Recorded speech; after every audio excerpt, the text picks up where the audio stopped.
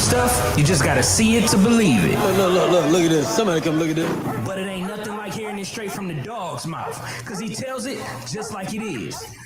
The word on the street. Here's what's popping. Here's what's popping, people. My name is DAWGFACE Calderon. This is DAWGFACE TV live on YouTube. I'm live on Patreon. I'm live on Facebook. I'm live on Instagram. And I'm live in a nigga mama house. You know, I'll be pimping nigga mama. I'll put a nigga mama on the whole strong so fast they won't know what hit her.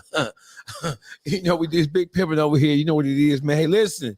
This is the YouTube streets. It's not just Detroit block, though, because we have entered into a new realm of understanding. We have one of the brightest stars in the whole world of YouTube. Represent Yonkers. Is that how you say it? Yonkers? Yonkers. Representing Yonkers, New York. That girl Henny's in the business. What's the word, Henny? What's popping, everybody? Year to the Henny gang tapping in. Year to everybody. So, Henny, welcome to the place where all debauchery takes place. That's where I feel at home. Thank you for having me. Right. You feel at home because we talk shit here. And I love it. Right. So, listen, Henny. What are we going to do about Demetrius Flannery, Henny? Because this is a continuous saga, and I don't really see him acknowledging this in any significant way or any relevant manner. What do we do with Mr. Flannery? I think you came up with a great plan on what we should do with Mr. Flannery. And I think it's time that you presented it to the people. Okay. So let me... He's not going to come out and talk. I mean, the whole internet is talking. Everybody's reading these court docs. People are coming up with their hypotheses and their conclusions and their summations of things. And he just sits in silence. And I understand the world has changed since he's been locked away because he was gone for a very long time. But he has a son that could teach him how to use the internet. And that video that he did is not sufficing for anybody. So, yeah, he needs to do something. And you have the answer.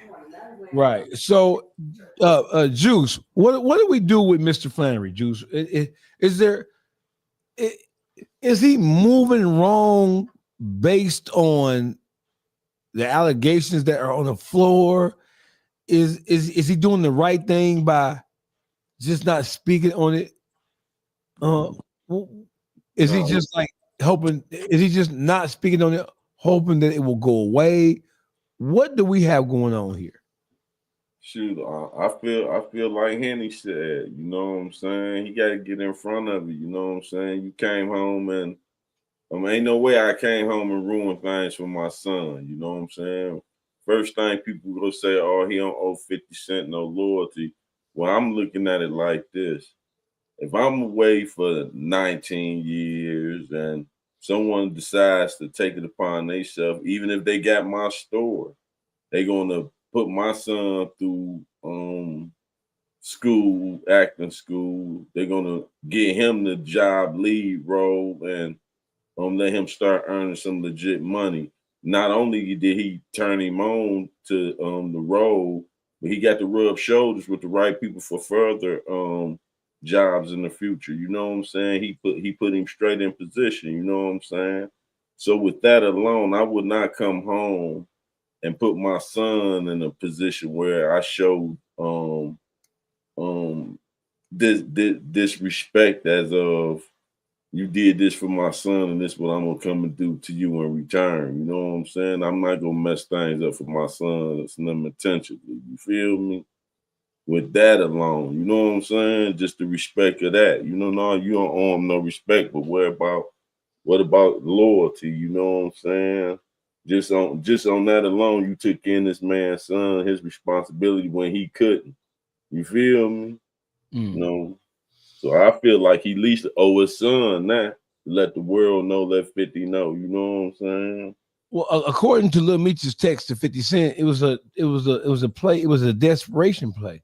You know what I'm saying? They ain't had no money coming in. So therefore, Meech took You know, he took that play from Rick Ross because it was on the floor. And do you think that's no justification? I get you, but do you think that? I mean, because Meech just came home after doing 2 decades in prison. How many bills did he have to? I mean, well, right. Where the fuck is the money from selling his life rights? He couldn't spit that shit in Fed joint. You know where that money is. That money is in Tammy pocket. Right. It's like this, right? When it comes to what happened to his money, the way that I look at it, in a way that I dissected all this, he truthfully didn't want nothing but pennies. All he ultimately wanted was his freedom. As the paperwork is showing, he ultimately wanted his freedom, because they asked her many times, what is you looking for? What is you looking for? What is you looking for? You know what I mean? Okay, I'm gonna give you your life rights. Do what you got, my life rights. Do what you got to do. Give me a few pennies, but my thing ultimately is to get up out of here. So yes, he gonna come home not having the money that he used to have. You know what I mean? And that's what's being said on the street, is that his son blew most of the money trying to live above his means, hanging out with the rest of the celebrity stars, knowing he was just getting to it.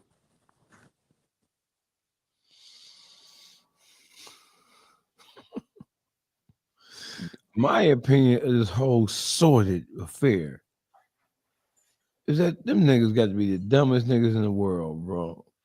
You don't never bite the hand that feeds you.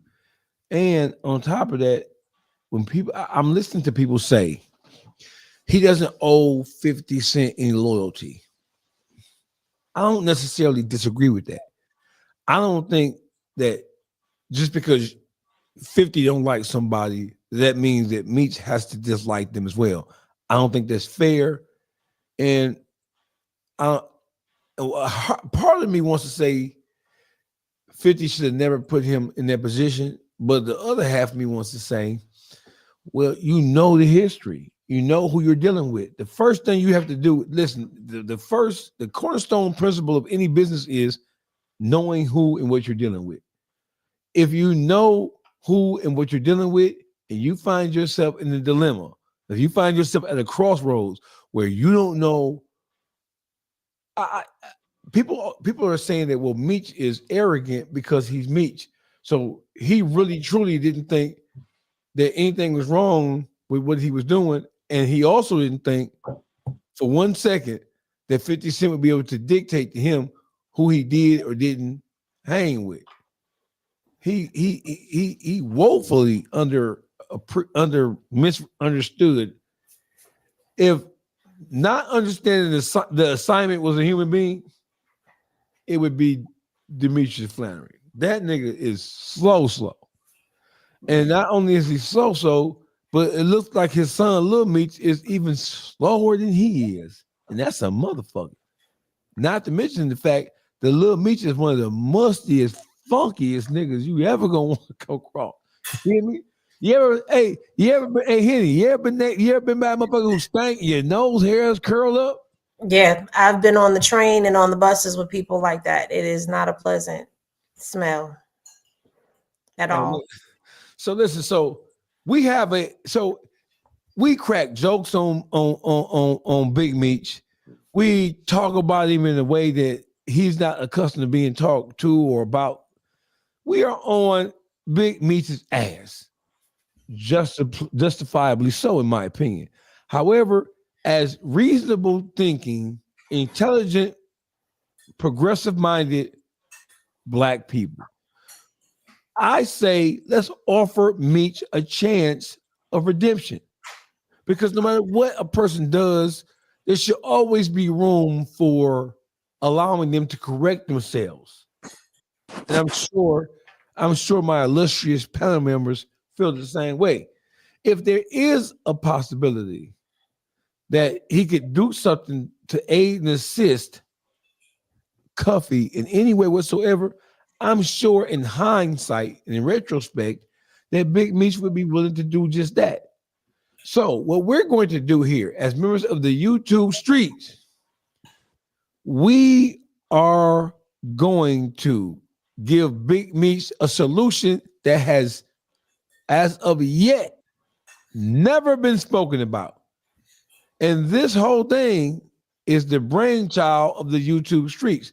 So, hey, Big Meech, if you want to clear your name from all these rat accusations, right, we'll make you a deal. We'll make you a deal. We have drafted the anti-Tammy legislation by way of an affidavit. And here's what it says. Big Meech, we're going to read this to you because I know you're slow and you can't read. Right? That's just me cracking a joke there. Don't take no offense to that. It says, plaintiff, right? United States of America versus Dion Lamont Gatling, Timothy Lamont Rush, Andre Alfonso Rush, Lorenzo Ralph Gibbs. 4 people. 1, 2, 3, 4 in the indictment. Right? Case number is cited. It says this is affidavit of Demetrius Big Meech Flannery in opposition to affidavit of TFO Budge dated August 28, 2012, as referenced in this report and recommendation in order of the United States Magistrate dated January 12, 2018. Now comes Demetrius Big Meech Flannery, registration number 13037-078, currently under BOP, Bureau of Prisons, pre-release custody status, herewith referred to as the affiant pursuant to the penalties of perjury under 28 U.S.C. 1746 and 18 U.S.C. 1621, state that the following is true to the best of my information, knowledge, and belief. Number 1, that on August 28, 2012, an amended application for interception of wire communications was made to this court in the above entitled matter. Number 2, that said application was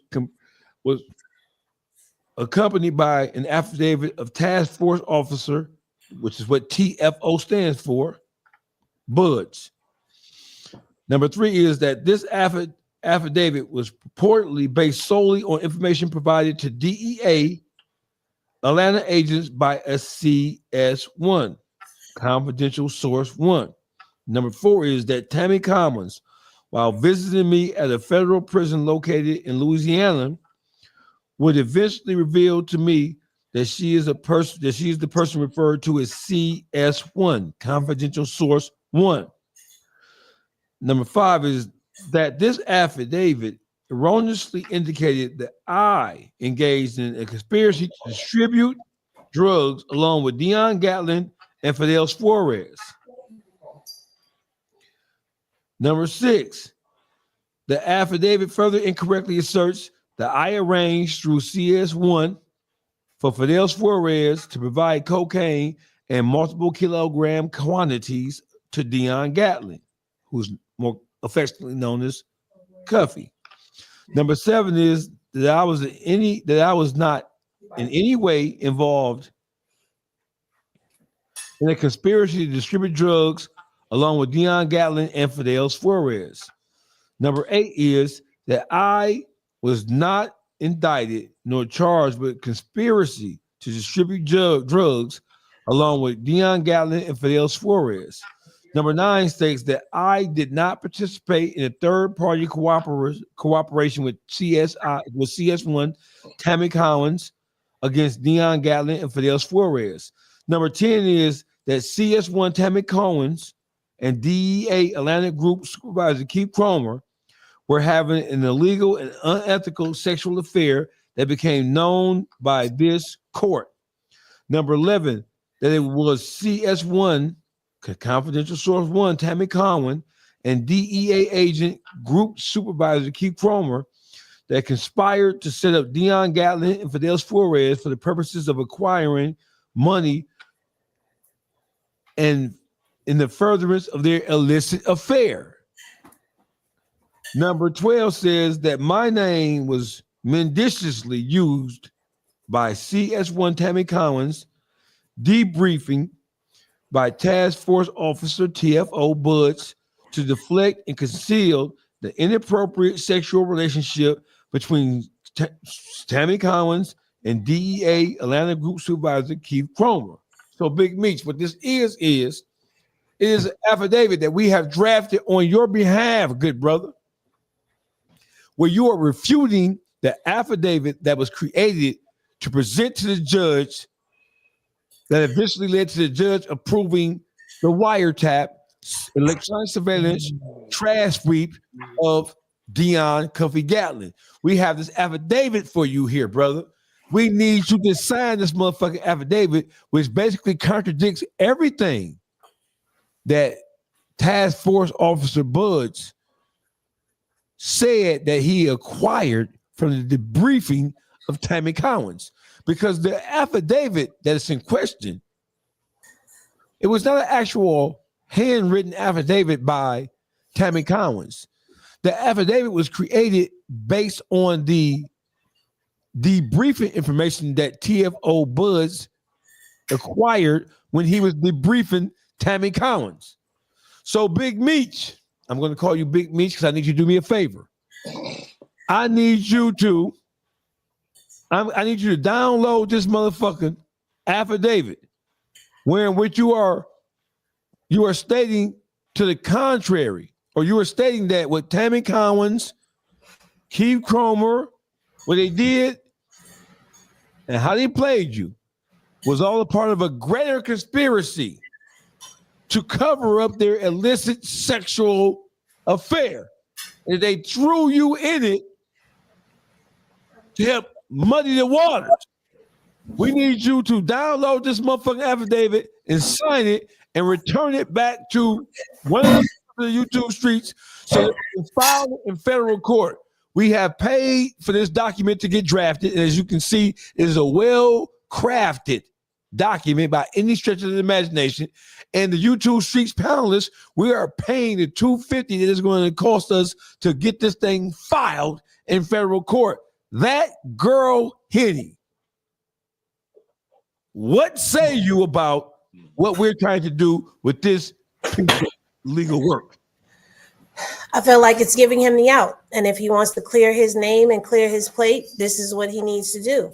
I mean, he owes it to himself. He owes it to his family. He owes it to the hip hop culture because he's been a major part of hip hop culture. He's like an urban legend to us.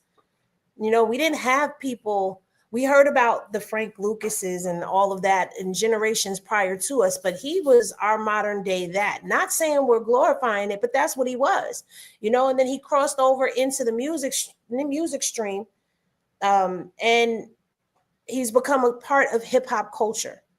So if you're not going to do it for yourself, do it for your kids, do it for the culture. You owe us. I feel like he owes us at this point. Detroit Gossip, what say you, good brother? This is one of those things, right? For years and years and years, he knew about these accusations before anybody else, right? And by that being the case, he know, just like we know, if you get summoned to court and don't show up, what the outcome gonna be. And that's how it is with him on the streets with all these allegations. He been hit with these allegations. If he don't say nothing or respond, the verdict is already out, whether that's the case or not. And there's when it comes to this legal ramification of things, he could have been put together affidavit and submitted in court saying the opposite of what the first affidavit said. This is what he need to do, not just for the culture, not just for his children. He need to do it for himself because what he represented is bigger than the streets. But we know there's nothing bigger than a program. Okay, if these are your words, prove it. Sign this affidavit. YouTube Streets have provided it for you.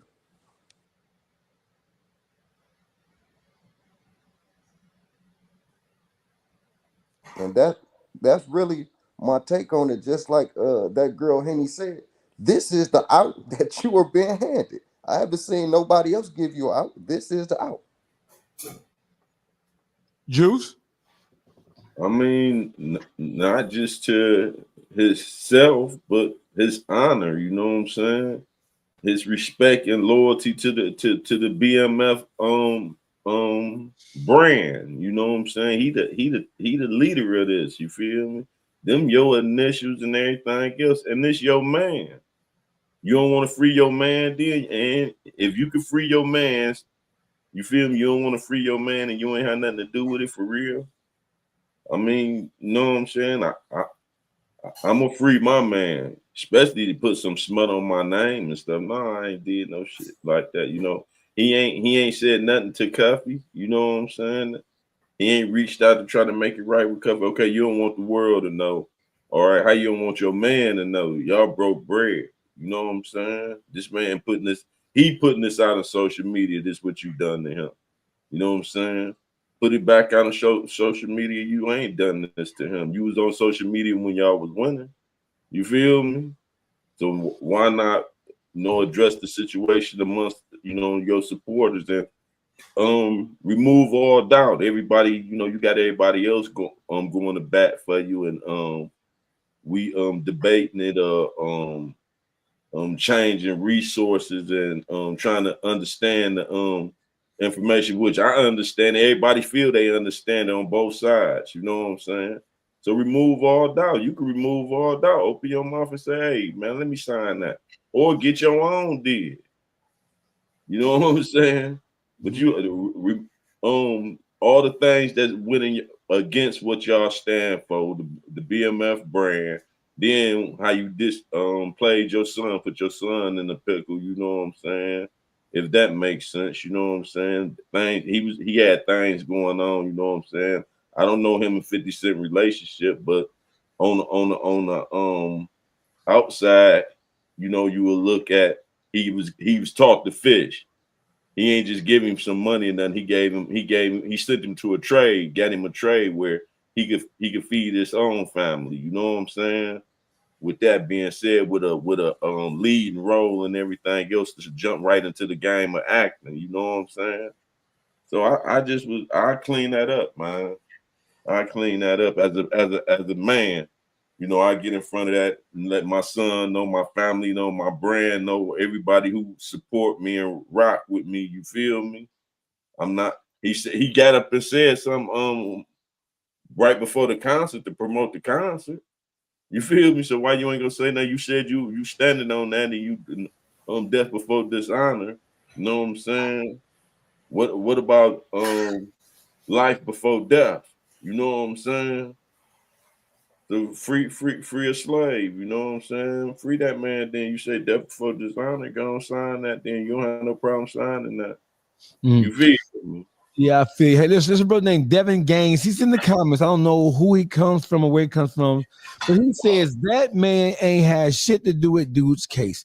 Let me take a stab. Now, for the last couple of days, I've been in the comments. Normally, I don't care, but I want to see what people's perspective on this is. So that's why I opened up the door for comments, and this is why I put the comments on. It is me who's putting these comments on screen. So this brother said, "Henny, this brother Devin Gaines said that man ain't had shit to do with dude's case." That man, I'm assuming he's talking about is Demetrius Flannery. Dude, in his case, I'm assuming he's talking about Cuffy.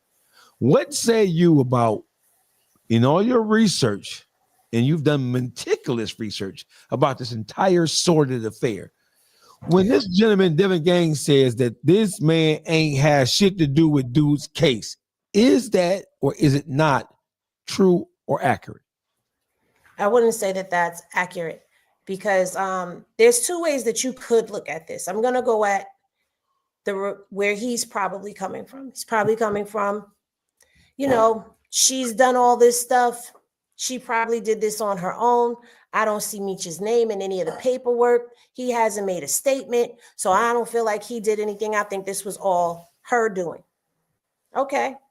Well, how do you explain Meech giving her not only BMF LLC, BMF trademarks, BMF his life rights, and most of all, his power of attorney?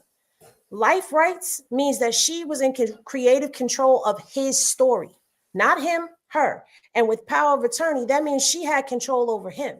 At what point, when you find out that this woman is a CI, that this woman is in paperwork, and she's not just in Cuffy's paperwork, she's in other cases as well. I don't know if you've been listening to the transcripts or reading them for yourself or not, but she's taken down more than just Cuffy. Not only that, she was doing things in other cases, giving information to different agencies and entities in the whole 9 yards. When you find out that information, why would you then continue to have somebody have your life rights and have power of attorney?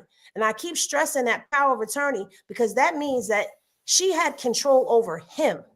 So if anything happened to him, she had the last word over him, over his mother, over his baby mothers, over anybody. Her word would have been law. Why would you trust somebody who has proven themselves to be a CI, a CS, with your life and with your legacy?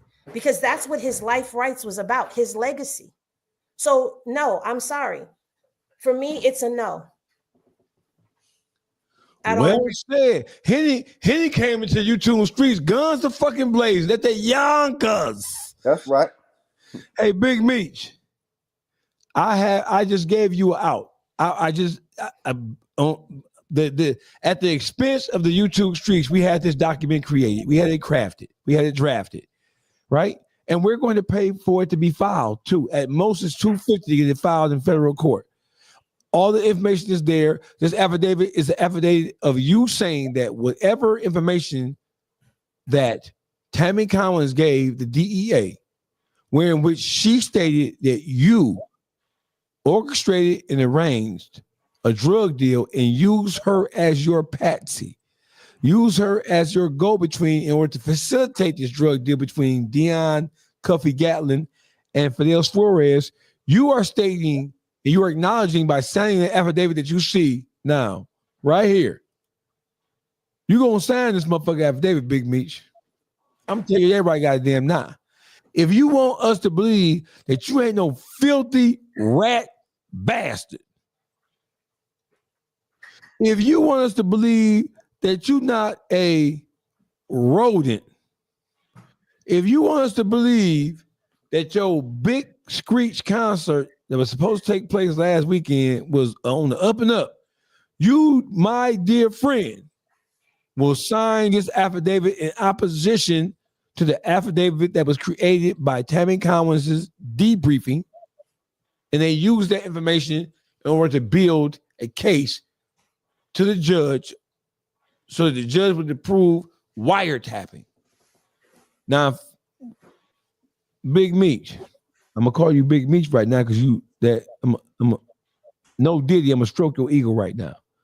Big Meech, let's play devil's advocate right now. Let's say you knew nothing about this at all whatsoever, and the whole thing caught you off guard. Once you became aware, post the Frank's hearing, once Cuffy and his legal team sent you legal correspondence, certified, return to sender, signature required, that you obviously got. Once they told you what was going on, it then became your duty and responsibility to try to clean this shit up as much to clean it up. You didn't do that. And so therefore, I don't give a fuck what none of these stupid ass niggas are talking about. Because we know that these niggas are half fucking stupid anyway. These niggas want to believe in Santa Claus. They want to believe in everybody except their motherfucking self. Big Meech, you got some motherfucking explaining to do. You not finna get away. My eyes are closed when I'm talking because that's what I do when I get mad and angry. But once I open these motherfuckers up, it's a motherfucking problem. They're open right now. Big Meech, that girl Henny and the rest of the YouTube streets has said that you have 48 hours to respond to us. Your silence will be deafening. Your refusal to sign this document will tell the whole world everything that they need to know. And there is no law that would prohibit you from signing this document. If you don't sign this document within 48 hours, then we're going to call you a filthy rat bastard. Simple as that. Simple fucking as that. You got Cuffy sitting in the penitentiary, right?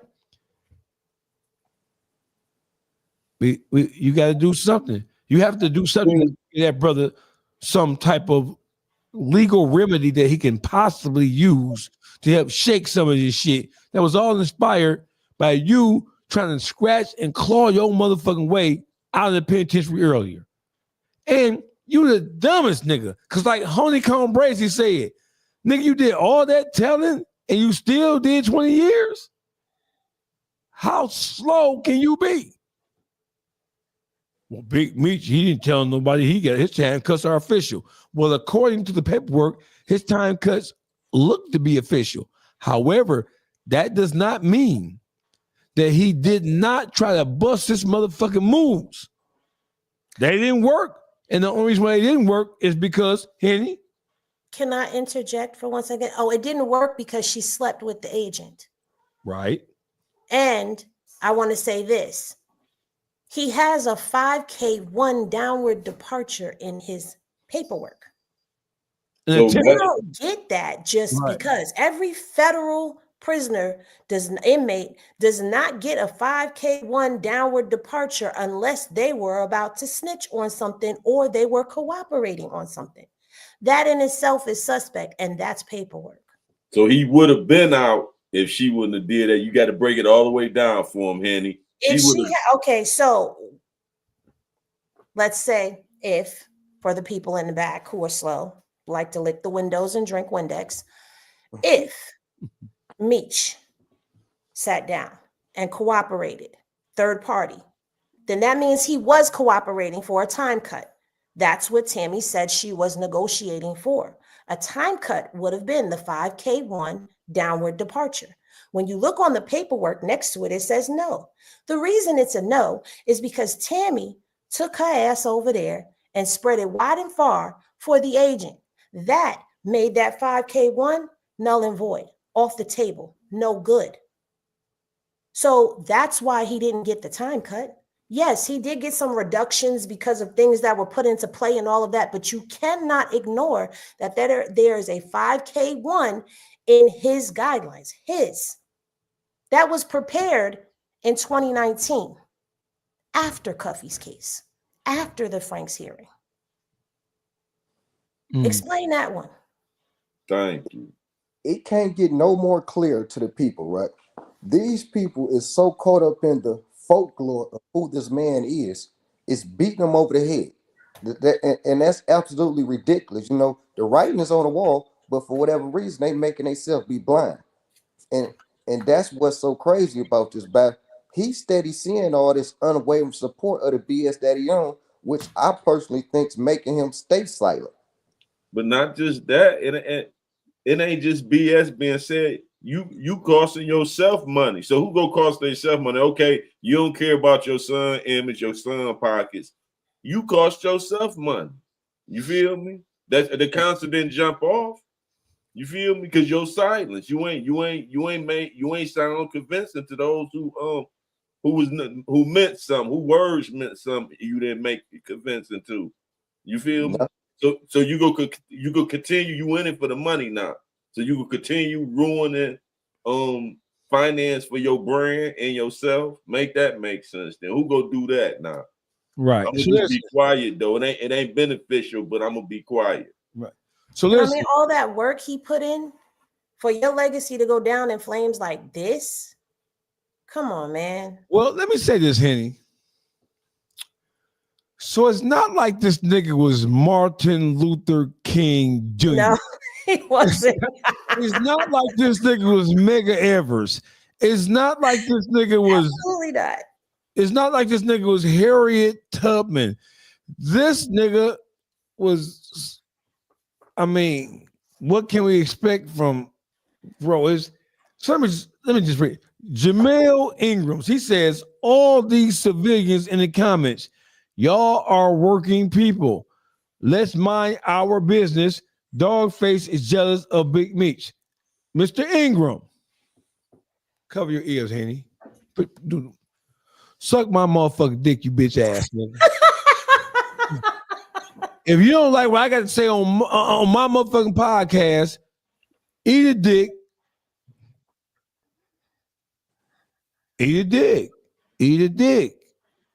Well, let me clarify something while he's over there. Yum, yum, yum. Let me clarify something. When I speak about legacy, that's a story that people are interested in hearing, interested in seeing. So that right there cuts all of that short. Don't nobody want to hear that no more. Nobody wants to watch BMF. We don't want to watch the BMF movie because all we're going to be doing is watching the Frank Lucas. Like all he did was become a cliche. Let's be real. All he did was become a cliche because all of these big kingpins, what did they all do? They all snitched. They all snitched. So don't nobody want to. Let me speak for me. As for me, and people who think and feel like me, we don't wish to watch and participate unless it's going to be a truthful story telling everything, the truth. No doubt, you got a lot of people that think like you. He's saying it, it's showing. And it's crazy because he stood to make millions. Books, movies, TV show was already there. Like you could have came home and sat down and had somebody write your book, tell your story for you. People would have bought that. People would have paid to have you make appearances, sit and interview you, all types of stuff. But now, only thing people want to hear from you is what's up with this paperwork, especially if you've had the time to sit and read all of these transcripts, especially Jack Harvey's transcript. Like, explain. You got to explain. You got to explain yourself, Meechy. Explain yourself. Explaining to do. I mean, being the CEO, you the leader of the ship. You know what I'm saying? You said there'd never be no another. You know what I'm saying? So the hold on to that title, you got to defend it. You can't hold on to a title you ain't defending it. You feel me? Bow out gracefully. You know what I'm saying? Big Meech, we have given you an out. We've given you an opportunity to seek redemption in the eyes of the Lord. And this year, the 2025th year of our day of the Lord, we give you an opportunity to do the right thing, Demetrius. It'll make your daddy and mama proud. I'm sure it would. I'm sure it would. Let's move on. Big Meech, you got 48 hours, you some bitch. You son of a bitch. You got 48 hours from the day. From right now, it is Thursday, February 20th. We are giving you to Saturday, February 21st at 12 midnight to respond. Like, we don't want to hear shit. We want you to sign that affidavit. We want you to sign it. If you do not sign it, then we can only assume that you don't mind being called a piece of shit.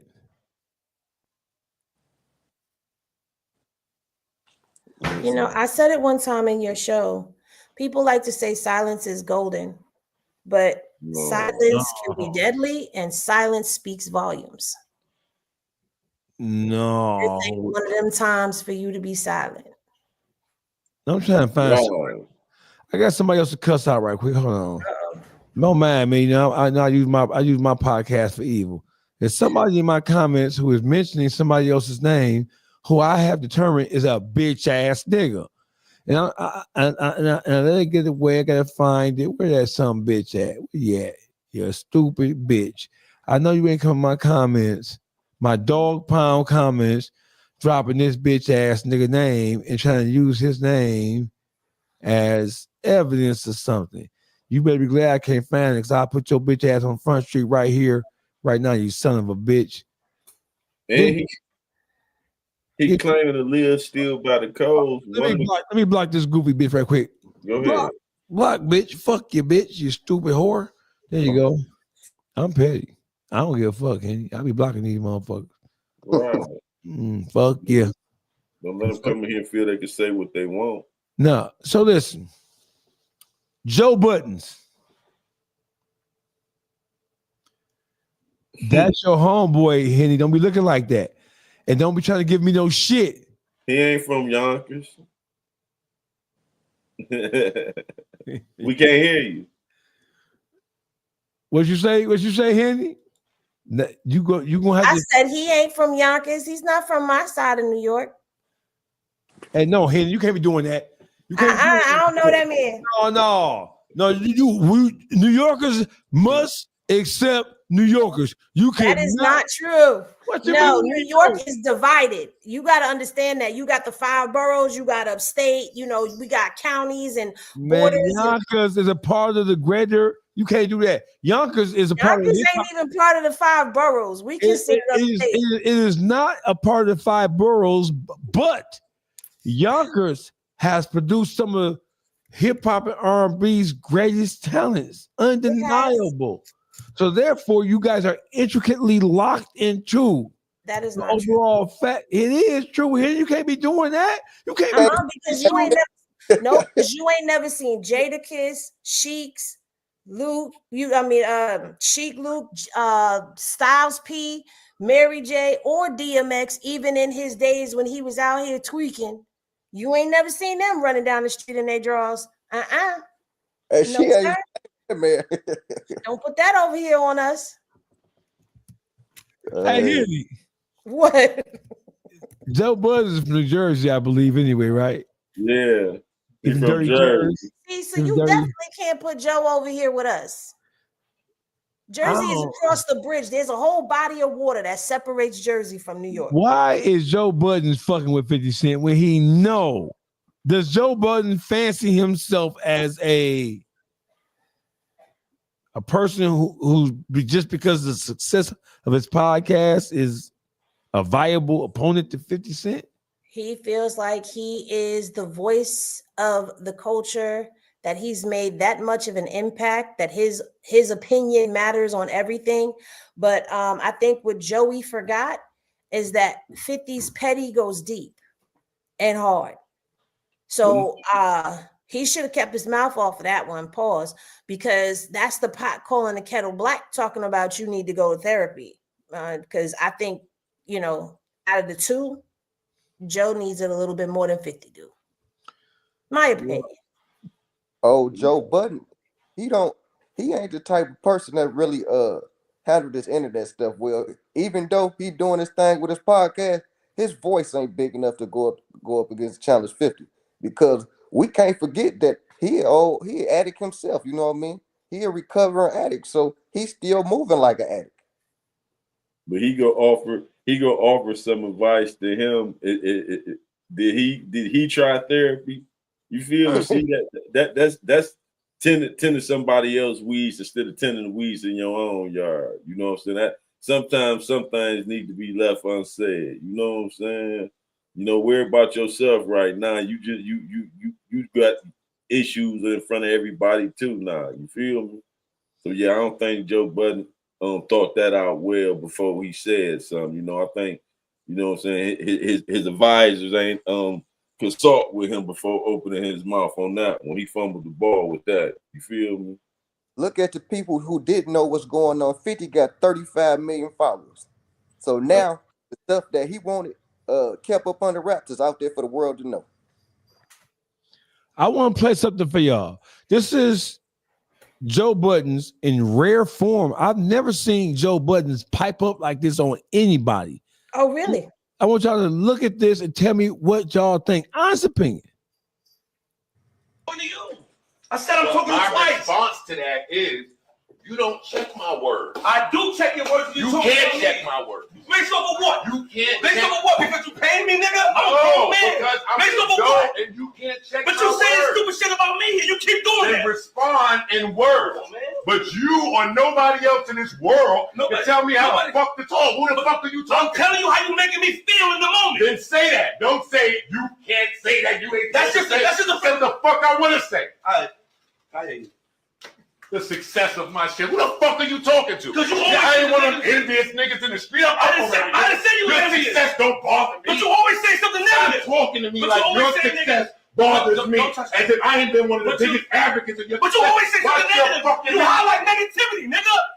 You highlight negativity. Period. You a negativity highlighter. Fuck you talking. When you was mad at me and that shit popped up with the girl, not one time you talked about it, nigga. With the battle rap shit when the bitch got signed, not one time. You highlight everything negative, nigga. Fuck you talking about when it come to me? It's negative. Cracking jokes. Cracking jokes, nigga. What battle rap? And I'm not arguing to you, right? I gotta go. What I'm not battle arguing rap my man. You girl right. are you talking?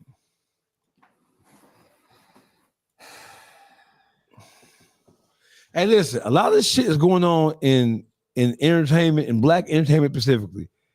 It's leaving us like,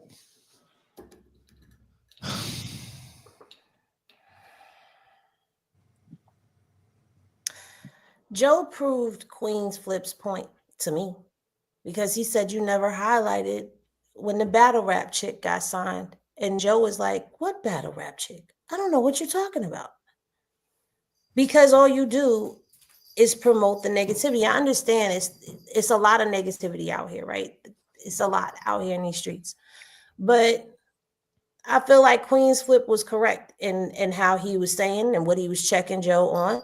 But yeah, I haven't seen Joe pipe up like that on a person ever.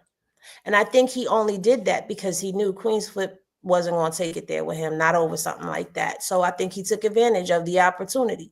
He knew somebody was recording. He wanted to make it seem I'm the boss, doing my shit. I could son you, I could little boy you. And Queens was like, go ahead, because I'm not even gonna do this with you. Go ahead. Once he said what he said and Joe proved his point, Queens was like, go ahead. But now you've got issues within your camp. Mm-hmm. Because didn't homeboy punch him in the face? Mm-hmm. By him thinking he the boss and he cutting the checks, he feel as he can say anything that he want to. But when it was in the streets and everybody was on his ass, you never heard a word from him. You see what I'm saying? Now that I'm paying your bills, I think you depend on me. You about to take my words how I'm giving them to you. That's his whole thought. And let me say this: I don't want people around me that aren't going to check me when I'm wrong. If you consider yourself to be family, my peoples, my friends, if I'm wrong about something, I want you to check me. I want you to tell me. I want you to let me know. So, I mean, this whole thing about nobody's going to correct me on my work. Like, who the hell are you? You get corrected on your words all the time. Like, we constantly talk about you when you say something that's off the wall. But I've never heard him address the allegations that were brought against him. But, I'm going to shut up. I'm going to pass the mic. No, you exactly right. You know what I'm saying?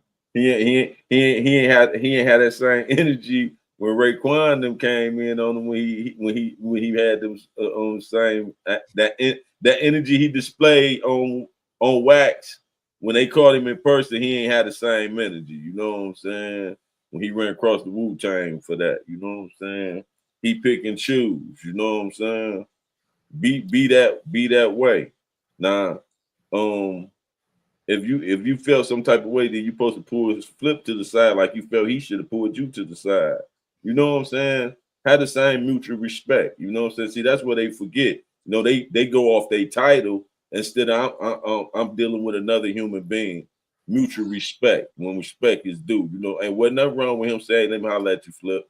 And if it was something he had, tell him like that. That's how he felt Flip should have did. He felt Flip shouldn't have said nothing. Why not? How you feel you bigger than him? You feel me? Right. Talking about Flip, he was basically trying to say Flip image. You know what I'm saying? No, he got an image like you got an image. Well, he got a brand. Flip got a brand. You know what I'm saying? So what he supposed to lower his standards and his brand just because you Joe Budden? Make that make sense. You feel me? That's why Flip should have took it a little further with him. You know what I'm saying? You think he should have slapped him? Yeah. Slap cowboy shit out of him. You feel Slapped him right back to where he came from across that room. He stood on what he was supposed to stand on as a man. Just because you my boss, you about to disrespect me in no type of way. So like he told me, you kept my check. Let me ask you guys a question. So this guy named Blank, he sent $4.99, and he says, "Does that mean he sent me some money?" Yeah. Yeah. Sent you a super chat. Yeah. He paid you to talk shit. Okay, so that's interesting. So listen. So this guy back in the St. Louis Ninja and the NYC Ninja against a Detroit legend. You from Pontiac, fool. Lame.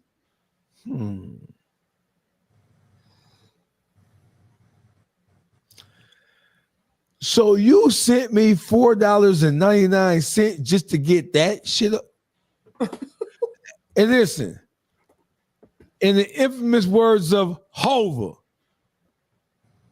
I don't know if you fucking with Jigga kicking that weak shit, but thanks for the $4.99 though. I appreciate that. You bitch ass nigga. Thank you for the $4.99. I can put that in my gas tank, you bitch ass nigga. Thank you. Joe Buttons, I think that you have let the success of your podcast, which go and get to your head. You have at this point ran through so many different co-hosts, and your Queenzflip will not make it through the year on the Joe Buttons podcast because this is like the third or fourth time that he's had some public display of a conflict with Flip about something. And Queenzflip, you need to pull your panties out your ass.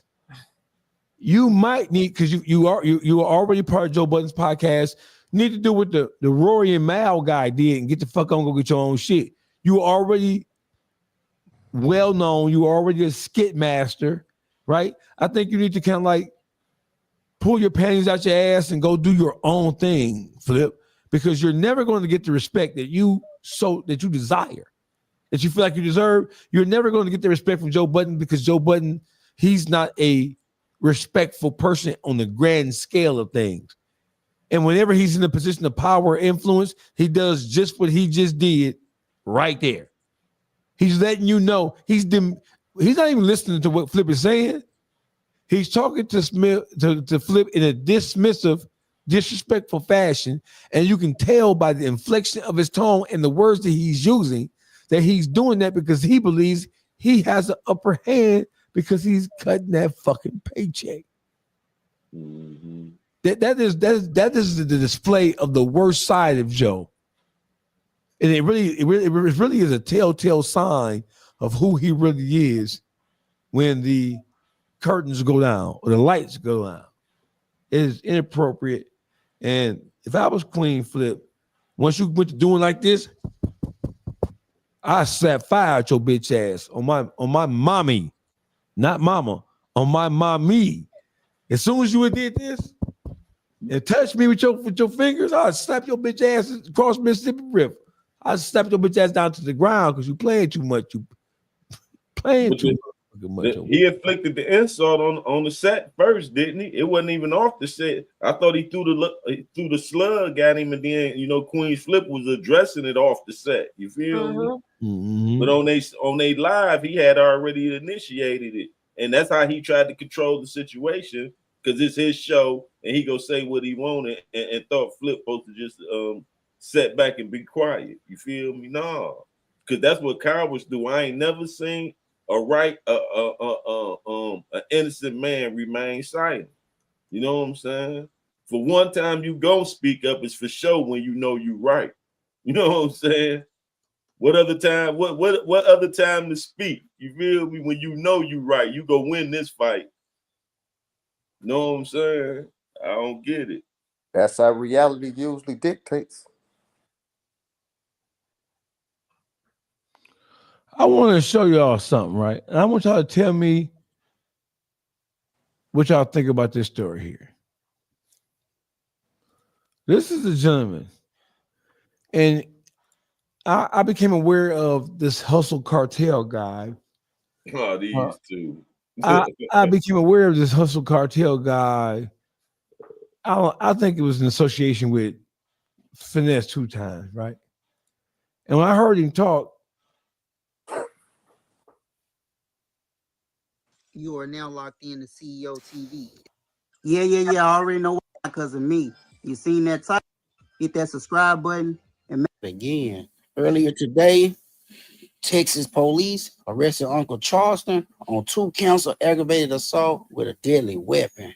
And you already know Uncle Charlie just beat those charges a few months back along with animal cruelty. And you already know that boy Hustle Cartel took straight to the internet and he's taking the credit for getting Uncle Charlie locked up. You already know Uncle Charlie exposed Hustle Cartel for being a snitch by speaking to the police and pointing out some people that committed a shooting inside his club.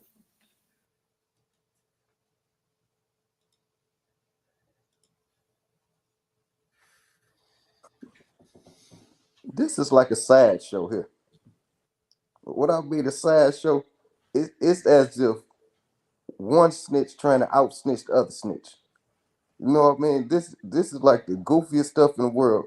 One person get locked up, X amount of hours later, the next person get locked up. Not only that, this guy somewhat bragged about it online. Takes down.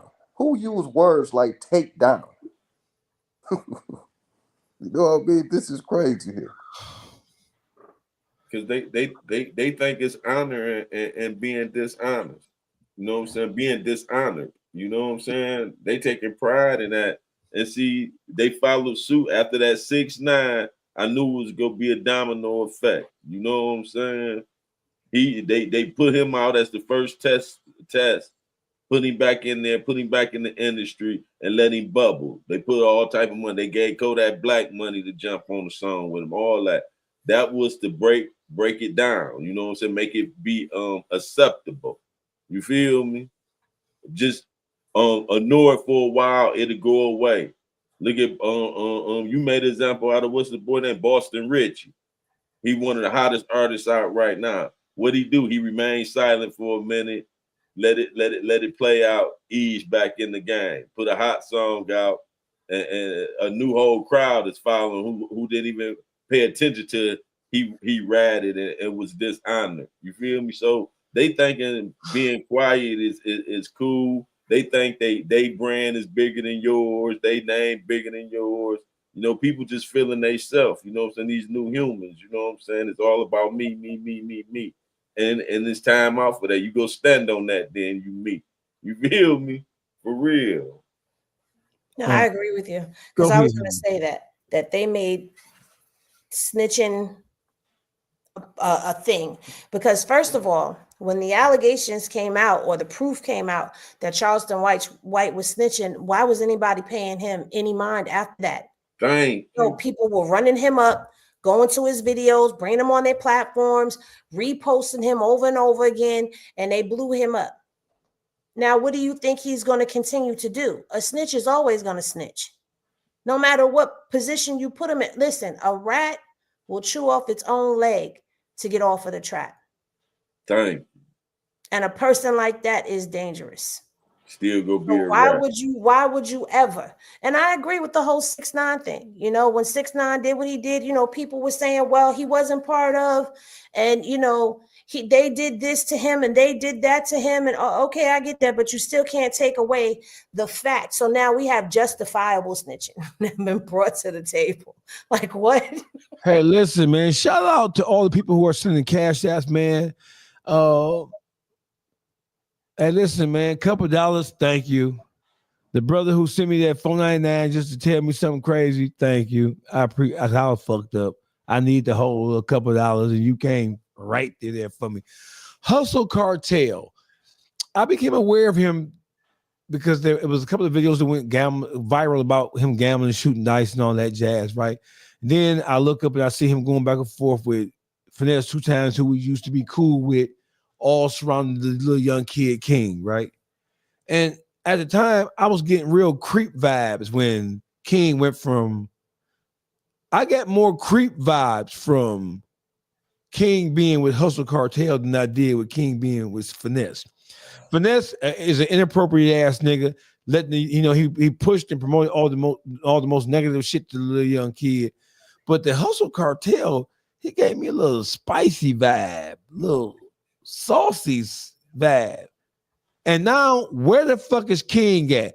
Because now I'm thinking that he's the one who geeked King up to tell all that shit about Finesse 2 times. Because look at this nigga admitting that he told on the motherfucker. And we were wondering where King got that kind of vibe from to do that kind of shit. It looks like that he got it from Hustle Cartel. If you think about it. That's that third party. That third party snitching.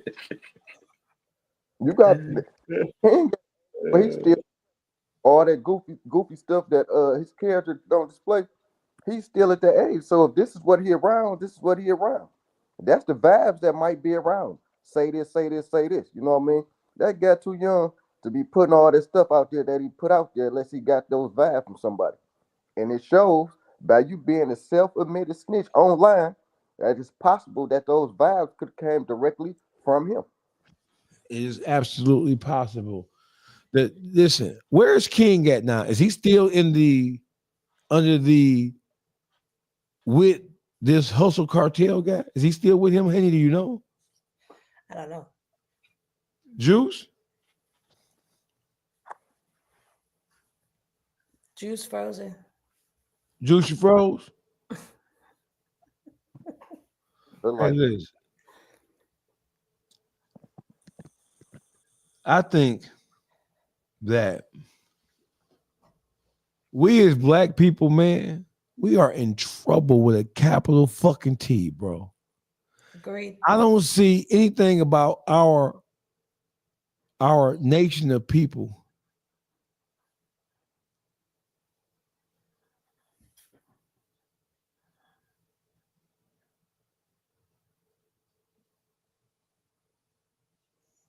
DAWGFACE.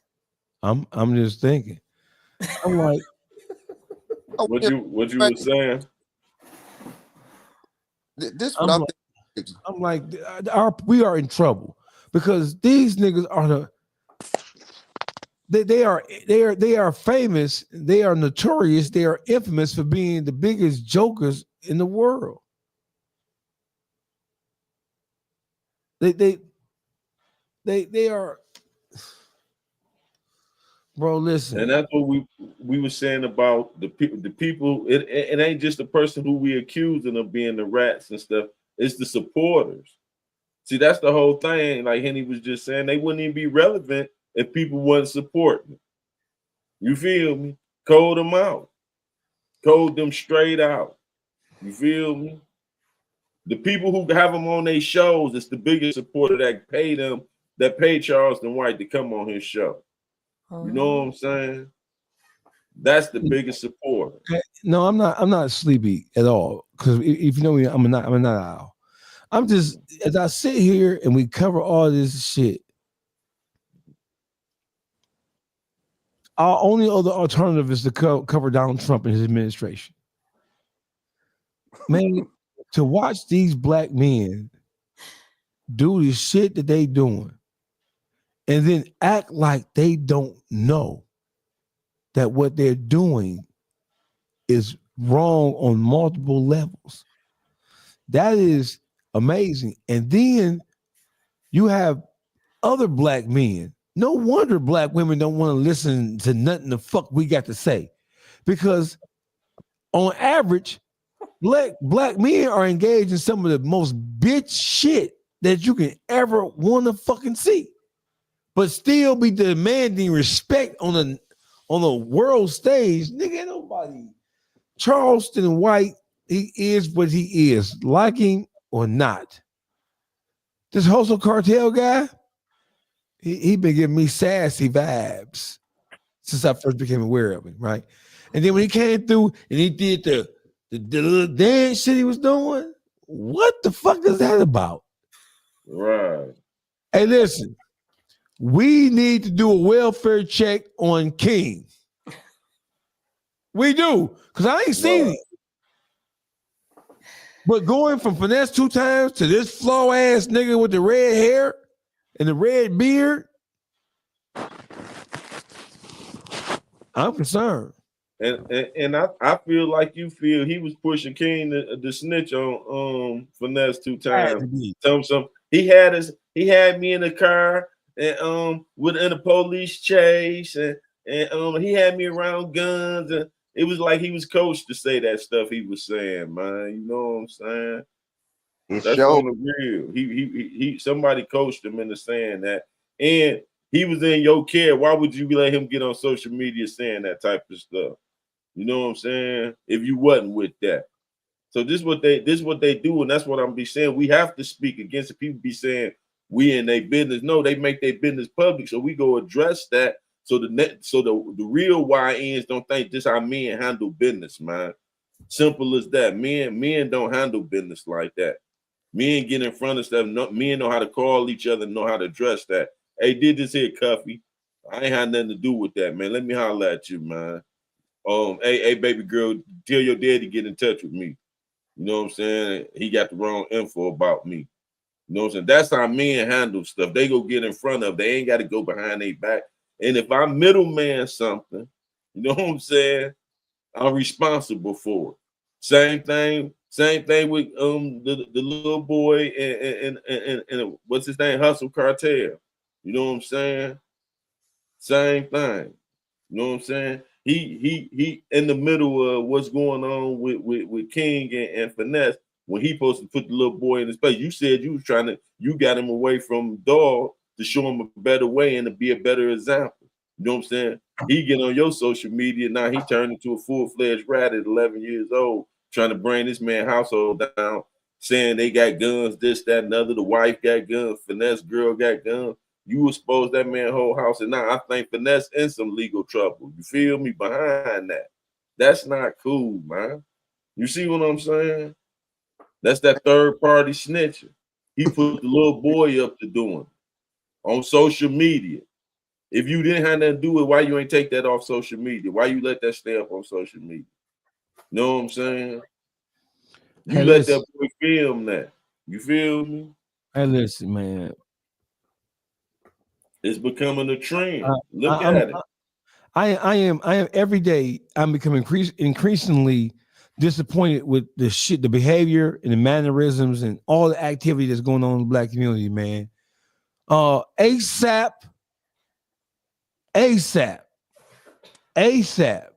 Rocky beat their motherfucking cases.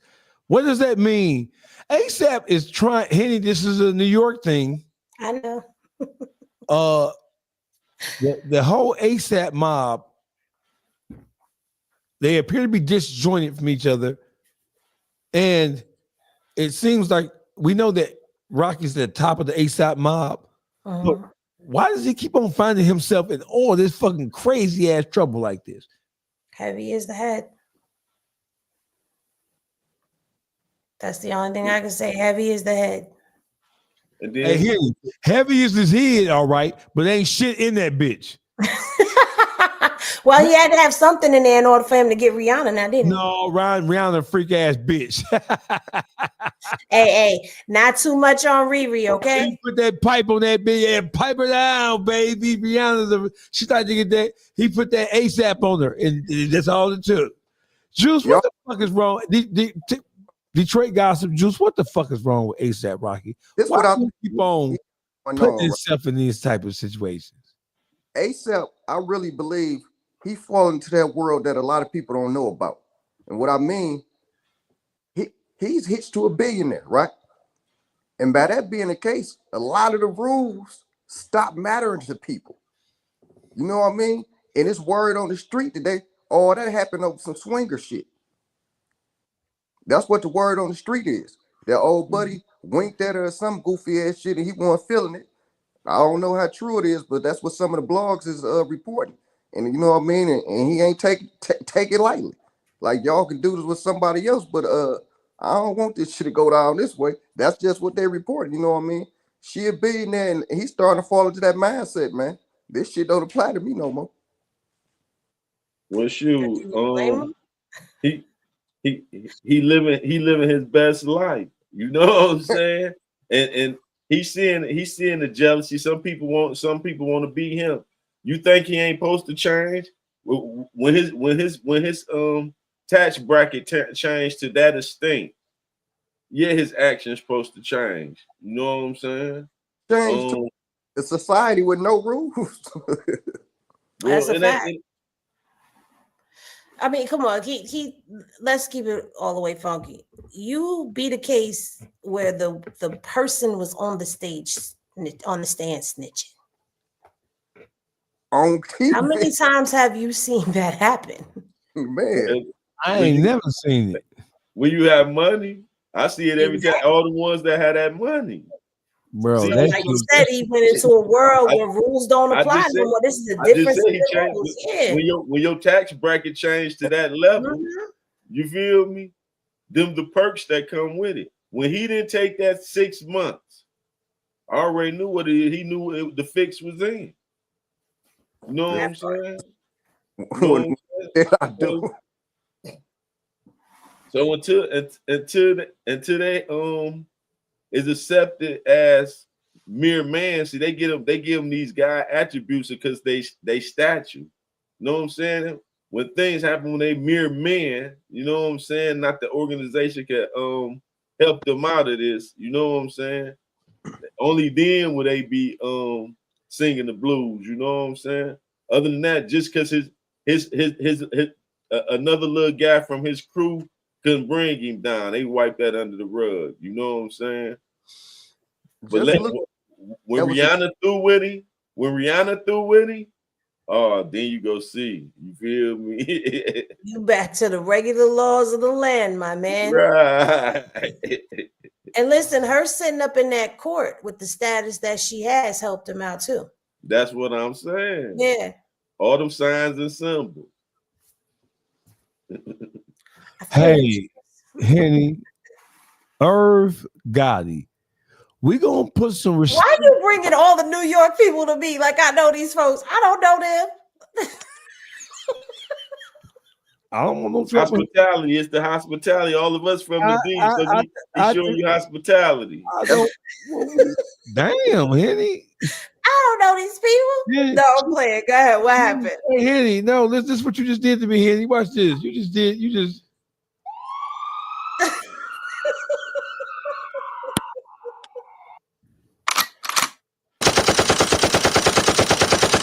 Damn, Henny, I'm just bringing up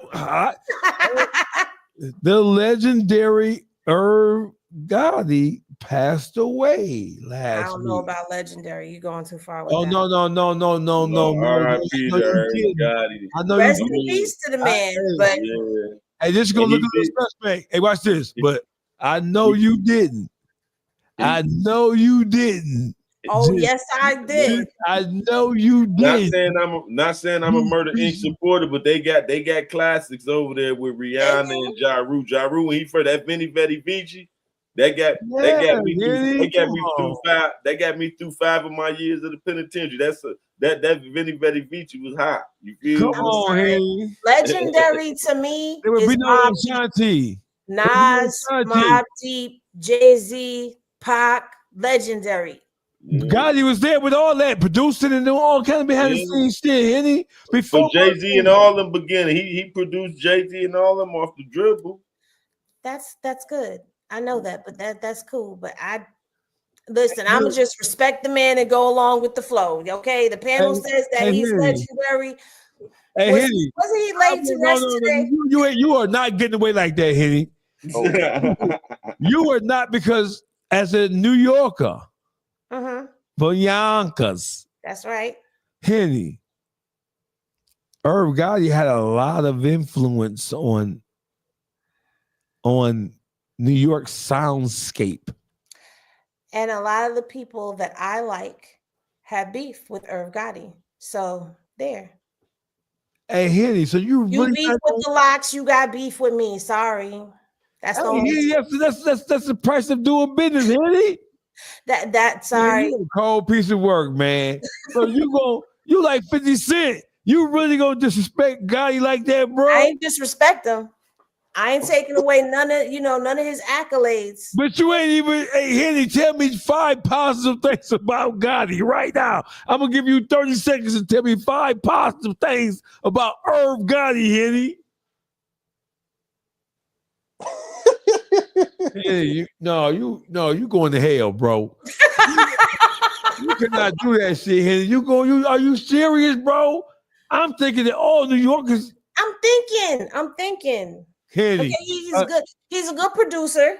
Okay, he knows how to find talent. Come he brought on. us Ashanti. Yeah, come on. That's it, Henny. He was funny. He was.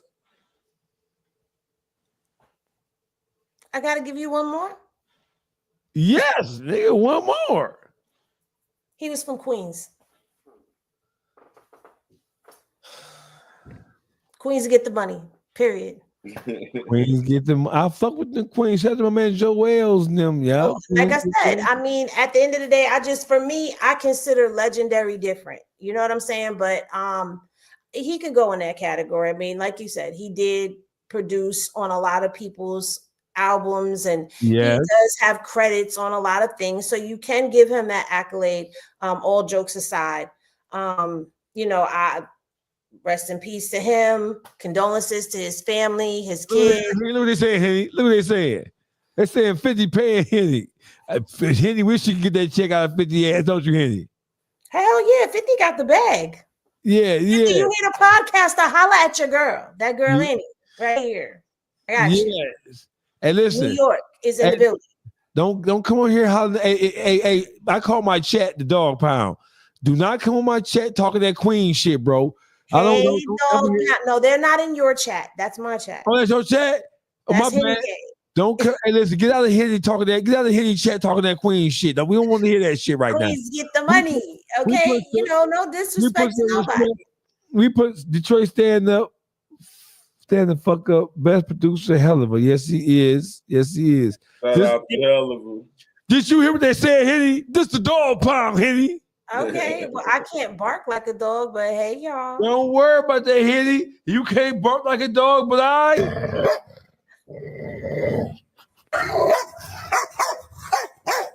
I be having the sound effects, Henny. I be having I hear. I gotta get my soundboard fixed because Hey, listen, rejoin. What the fuck is up with all these planes crashing, bro? It makes me man. And listen, I ain't getting on no planes no more, no time soon. Donald Trump out here firing people from the FAA and all of that. Now you got talking about because of the Equal Opportunity Act or whatever the hell he was calling it. You got to get rid of all of these people. Now, look, you done got rid of the people that you were saying was underqualified and found out the people you left behind was underqualified. And now you got these planes crashing and belly flopping. Like, what was up with the plane landing belly up? Like, I have the video, Henny, and I think, well, when I watched it, I watched the landing. I think I wonder if they're being shot down. Remember, we had them orbs and stuff up in there. Let me shut up. Hey, Henny, don't come on here with that conspiracy theory shit, bro. Is it really? Come on here with but that do you know conspiracy theories are actually based off of theories that you're conspiring on a theory? That's all it is. They just made it a negative thing when they added that to it. But I mean, we all see them orbs. The white man did it. Hey, the white man did it. They try to play God. Man and the white man did it. I don't know. They try to play God. Listen, I ain't laughing. The white man be on some shit. They do. They be on this some time shit. It's the orange man that's on some shit. The white man be on some shit, so we ain't gonna trip and feel like we don't. But what the fuck is going on with all these planes crashed in back to back to back to back? Yeah, and they're not even televising or making it national news about how many have actually gone down. Last time I checked, I think it was something like 87. Don't quote me on that, but it was a lot of planes that have gone down, and that's ridiculous to me. So y'all you don't catch me on a plane. Do you think Donald Trump is responsible for the plane? Hell yeah. Oh, come on, Henny. Come on, nah, because he get up in here thinking that he knows what's best, playing Trump he knows best, and clearly he don't. In that area, you should have left everything the way it was before he came in here changing up things. We ain't have planes crashing like this. So you gonna put planes crashing on him and Elon Musk? I sure am. Did you say Elon Musk? Yep, both of them. Both of them. Yup. Yup. Hey, that's a whole different conspiracy right there. Yeah. First of all, Henny is crazy son of a bitch. Hey, you gonna put the planes crashing on Donald Trump's footstep, Henny? For real. Because he should have never put that executive order out there. And then Eli's in on the plan because guess what? He want to put these new planes he building out there. That's what this all about. Watch. Eli gonna put some stuff out there that fly. Watch. It's gonna be a car or something. Man, y'all driving me crazy. So Delta is offering, speaking of the plane that landed and flipped upside down and rolled and slid, Delta is offering each passenger $30K. Is that enough money? Hell no. Living through that No, experience? not It's just enough to bury people. What? You know how traumatized they got to be? That plane flipped over, it caught on, burst in the fire and everything. Guess if it wouldn't been on the snow, it would have probably been way worse. You feel me? You're gonna have to give me a milli for that one. just think, psychological bill gonna cost more than that. They for Trauma. sure ain't getting back in no planes no time ever, probably. You know what I'm saying? After that experience with you, Hell know no. what I'm saying? I ain't even been on a plane and I'm watching all this happen and I am not getting on a plane. I'm traumatized watching. I'm flying. I don't give a fuck. I ain't getting on it. I supposed been dead. I supposed been dead anyway. So what the fuck difference does it make? So was I. I actually died and came back. Henny, that's why you act like that, Henny. And I didn't go to hell, thank you. You've been to the other side. But I was sitting back. Henny, you a clone. Henny is a clone. I am not a clone. Don't start that rumor. You hear it here first. You heard it here first. Henny is a clone. She Gucci Man in 06. She Gucci Man in 06, man. So is 30,000 is not enough for the. So nobody died though, Henny. It don't matter. That's not enough. Pain, suffering, mental anguish. I'm traumatized for the rest of my life. You're gonna have to run the bag. It was a little fender bender, Henny. No, it wasn't. A little slide, no hurt nobody. No, that plane flipped upside down. It did. That's not a fender bender. Fender benders, you get a little dink, a little dent, and it's good. You know, you just bang the dent out, you good. No, this plane rolled that beautiful beam footage right belly up. The plane supposed to be this way. You got them. No, you gonna run me my money. I've got all types of injuries, my neck, my back, everything. You gonna pay me.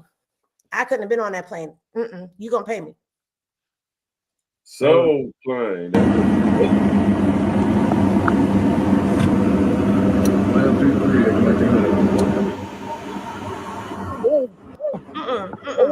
See? Oh no. You will give me 30,000 for that? You saying that he's a fender bender? Do you guys see the black smoke? Just that alone must have won. That's from jet fuel. Right. That's from jet fuel. So imagine if the snow wasn't there, the catastrophe that would have been with all that jet fuel out there. No, hell no. You running me a coin. 30? 30. Henny, you don't need no more than $30,000 for that, Henny. Yes, you do. You for Yonkers, Henny. And that's why I need it. I'm from the trenches. I need it. I need all them coins. This angle right here. Is the landing gear down? It looks like the right wheel. No, the landing gear. Well, no, it don't even look. Well, there you go. It looked like it was down. Oh no.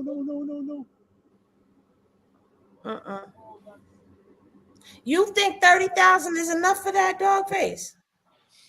No, Henny, I don't think. So then how you coming at me? Because I'm saying it's not enough. I'm devil's advocate. See, hell no. Don't be listen. Don't be the devil's advocate. Hey, somebody got to do it. Hey, listen. So I'm saying 30 grand for, bro. That's an insult. I won't be able to go to sleep. Those people on that plane are going to forever suffer. Because our worst fear, people who travel, is something like that transpiring. For real. That's why I go to sleep on the plane. I get drunk and I go to sleep. So that way, if anything happens, I don't know. Yeah, that accident is in no way, shape, fashion, or form giving $30,000. So what you think is fair? I would say give me $250 and give me free flights for 10 years. No. I want free flights for the rest of my life, even though I ain't getting back on the plane, but you ain't giving me no 30K. Nah, you gotta up that. It is too little. There's not nigga. 30K for that, nigga. That's therapy. I need therapy. For the rest of my life. Yeah. When they are reading the eulogy at my funeral, I will be having therapy in the afterlife. You're gonna have to pay me. Not saying some of the predicted business deal I might miss because I can't get there that quick because I'm not willing to fly. You feel me? Man, that's ridiculous. Even the low ball millions. Do we have an update on Diddy, Henny? What's going on with your boy? Diddy did it. That's it. Now you gonna put some. Now Henny. Okay, listen. All right, with Diddy, he got. I'm gonna tell you my views on this with Diddy. Everyone up to the Busby cases, I believe him. But when that dude down there in Texas started bringing all of these cases out and dropping them 6 at a time, and they all Jane and John Doe's, I'm sorry. And then you just had one of them voluntarily dismiss her case. So for me, that makes me feel that what I've been thinking about that lawyer is actually correct. That this lawyer is an ambulance chaser, and that he's just looking for a payday, and he's paying people probably to come up with these stories. They all sound the same. They sound like bad Tubi movie scripts. And no, I don't think he did any of those, but I do believe that he did the ones that came out for them people that was coming out, putting them names down on them documents and saying he did this after Cassie. Oh yeah, because you know what? That's all it takes is one person to step out on somebody who got that much money, that much power, and that much. Diddy might have been set up, because remember, he did sue that liquor company. Let's not forget about that. Diageo. So you're not saying who they tied to, you feel me? That's old money. You don't start fights with old money when you new money, because old money runs deep. And even when I looked into the catalog of Diageo and the liquor brands that they represented, that's all old money. So he picked the fight, and now he's going to have to sit. Being in New York, we heard a lot about Diddy parties on the low, rumblings and mumbles in the street. How far back, Henny? How far back did y'all hear rumblings about these Diddy You're parties? talking about like the late 90s. Late 90s, right after Big died? I mean, before Big died, we was hearing little things here and there. But we always heard. We always heard about Diddy. So for me, it wasn't a surprise. What was a surprise was how much. Just like with R. Kelly, how much. The thing is, like she said, we always look over the music. Biggie gave us signs in his music when he said what he said about what he'd do to the girl daddy. You know what I'm saying? That we overlooked that, but when I heard that, I'm like, hold on, I never sung that part of the song. You feel me? Just like I never sung the part of the song with that thing that they would do to kids and all of that. I was like, yo, and I'm watching that people just nodding their heads and singing the lyrics. And I'm like, are you not hearing what he's saying? Yeah. See, that was crazy. Hey, Henny, what is your problem with WAC 100? I can't stand that motherfucker. I think he is the most diabolical thing that the devil ever created. He's a bitch ass nigga. That's how I feel. Close door. What happened? Where that come from? You feel me? Because he's disrespectful. He's disrespectful. He's in everybody's business. He's worse than a female. He's worse than that woman in the projects that sit in the window all day and know everybody's business. That's him.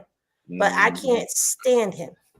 He don't stand on business. He don't stand for truth. He don't stand for nothing that is positive within this community. All he does is tear down, cause debauchery, chaos, and confusion, cause division. He's a negative pariah. He's virus. He's a virus. He's AIDS to the culture. And then he go ball handle everybody outside the culture. You feel me? The culture vultures. He go over there and ball handle the culture vultures with most respect. And master sick, we sick. He over there, we sick. You go over there and sell your black woman to that white man. Let me Did you see that? That was so. They even to play a game like that. You know what I'm saying? Ain't no game. Play like that. You know what I'm saying? That ain't no game. You feel me? But that's what I'm saying. But you sit all day and lie and do snake stuff to your own people. You know what I'm saying? I ain't heard nothing. One thing he be doing good. Not to say he don't. You know what I'm saying? But you front off all this negative stuff. But you be with them culture vultures. And they accused and got accusation, all type of accusations about themselves.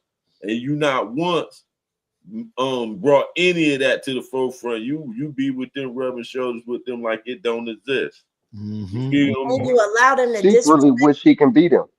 That's what it is. Hey, it ain't even secretly no more. So I've had some battles with Whack 100, Henny. I don't know. I've cussed. I know that's how I came across you. Okay, so listen, the whole swapping wives thing he did. See, black people, we can't afford to play games like that because there's always already so much negative, stereotypical shit about us being oversexed, animalistic, who only think about. And so much of that shit. He do I believe that when him and Adam play games like that, right? But you don't play a game like that with your quote unquote wife. That's inappropriate, and it's sending the wrong message to the world, especially because she has children. They don't have children together, but she has children. So under what circumstances does a black woman ever put herself in a situation where it wasn't about no money? So it had to be just about clout and being thirsty for acknowledgement. Just one correction. That's not his wife. I know it. No, I can't. And his wife, she's a whore. I mean, she's a mistress. Did I say that? Henny, what the fuck is going on with Jim Jones, Mace, and Cam? I don't know. Another New York question, by the way. I'm sorry. That's one that I don't know. I'm laying it all on the table. What the fuck is going on? I'm being honest with you. I don't know. Who's wrong? Jimmy and Cam have had on and off situations for years, but I don't know what's been going on with them as of recent because for the past 2 weeks, I've been reading court docs. So I don't know what the heck was going on. What I do know is that Jimmy made his way out there to LA and he went to Wax Park that his people that he claims he's from be at, and it's a shame that somebody can come from New York and go outside and you can't. You feel me? Well said. Henny, you be dropping it. When did that happen, Henny? That happened recently. The other day. That was a couple days ago. Yeah. He shot a video. He did. In that park. The same park he's supposed to report to get his DP. Yeah, that park. He threw it out there for Whack. He was addressing Whack with that promo. Whack caught it. Whack know who it was to. You know what's crazy? Jimmy went to California and went in Whack's neighborhood and was received and had no issue. Whack came to New York and he was in and out, disappeared. You know about that, right? He went into the Bronx, went to a bodega to try to sell his diapers, and they was looking for him. And when they went to go look for him, he was gone. Like he hurried up and skedaddled up out of there. He wasn't received, wasn't welcomed, and the people that was looking for him was not there to greet him in the manner that he, would have thought. Like they wasn't there to greet him, right? Whack can't go nowhere. Nowhere. He not allowed outside. Wherever he is, the security is. police, You know, TSA, or somebody else. I go to no jumper. You be in the car. He the only one scream a set, but he be with the total opposite set all the time. I don't never see him with the set he claims. He can't. I'm just saying, Loose Cannon represent Crip hard. He let that be known, and his guys is Crips. You feel me? Well, I hear they do have some blood surrounded, but I don't hear about the being the Pyru. I heard they got the Bloods out of Vegas. Them. They got the Bloods out of Vegas, not the Pyrus out of Cali. His thing is he did so much against the gang don't want him nowhere around. That's what that is. Will New York ever have control of hip hop again, Henny? Or is that reign forever over? Honestly, I don't know, because where New York messed up at is they started blending in with the other sounds instead of keeping that New York grit that everybody loves. People still bump 90s New York grits. People still bump Mobb Deep. People still bump Nas from back in the day, the old Jay-Z. People still bump those things, Wu-Tang Clan and all of that, because we had that sound. You know what New York has lost their identity in hip hop, honestly, if you ask me. The only people that I do know that still continue to be real New York are people like Uncle Murder, Jadakiss, Styles P, people like that. They continue. Mano, when he does do stuff, this, they keep the New York sound going. But I think now everybody wants to be on this drill.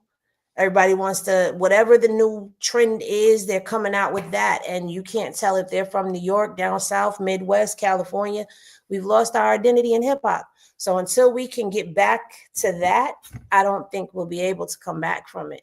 And honestly, I think we're too far gone in hip hop as a culture to ever get back to that. Like, we don't have those sounds. Like, you knew New York, you knew Cali, you knew Midwest, you knew down south when you heard it, you knew Texas, you knew Florida, you knew Atlanta.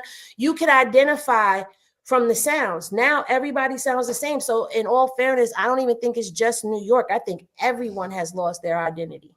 Everyone sounds the same. Even when it comes down to the way that we dress, and even the women, we all look the same. If you're not natural, you could tell, because you're gonna look just like the girl standing next to you. That's not natural. Same eyebrows, same lace front, same bad botched BBLs, all of that. I think hip hop has really fallen. Hey, we ain't been doing no black woman body shaming on this show. No, I'm not body shaming.